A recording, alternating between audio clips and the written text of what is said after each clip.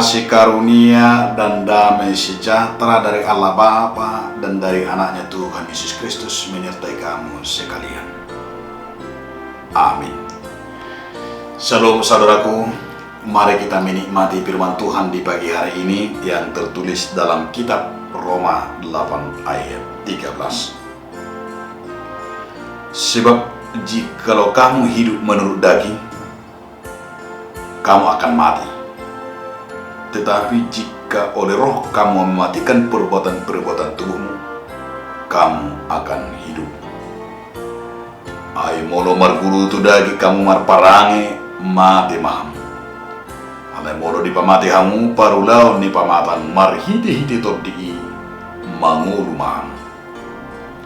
Demikianlah firman Tuhan.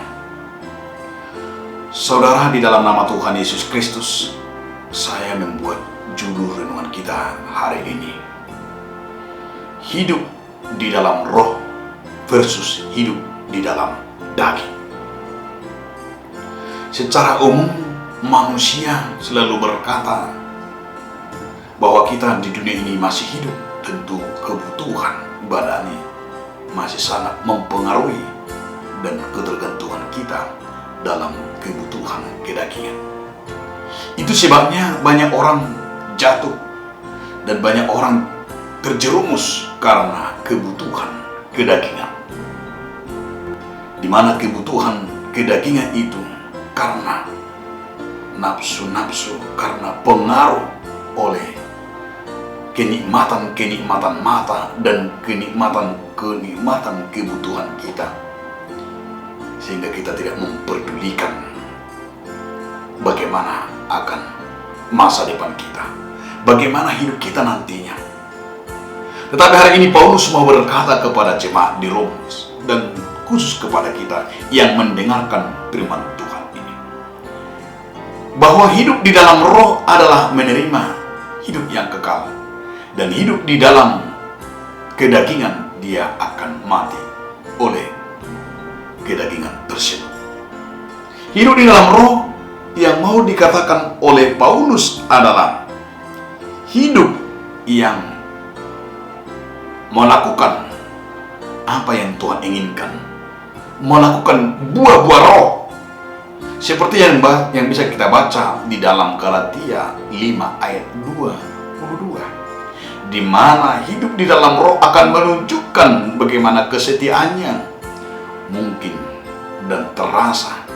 Hidup di dalam roh memang betul-betul dia bisa menderita dan bahkan mengalami kematian. Tetapi kita meyakini seperti kata Paulus bahwa mati karena kebenaran adalah kita menerima kehidupan yang kekal. Hari ini kita dituntun oleh kuasa Roh Kudus. Hiduplah di dalam roh. Artinya Roh Kudus yang bisa membawa kita akan kemampuan membedakan mana yang jahat dan mana yang baik. Karena hidup di dalam daging tidak bisa membedakan itu. Dia sama sekali tidak bisa membedakan mana kehendak Allah dan mana kehendak Tuhan dan mana kehendak dunia ini. Tetapi hidup di dalam roh itu kemampuan dengan Roh Kudus yang menuntun dirinya, menuntun hatinya, menuntun jiwanya, menuntun keluarganya, menuntun hidupnya. Dia bisa berjalan dalam koridor dan kehendak Tuhan.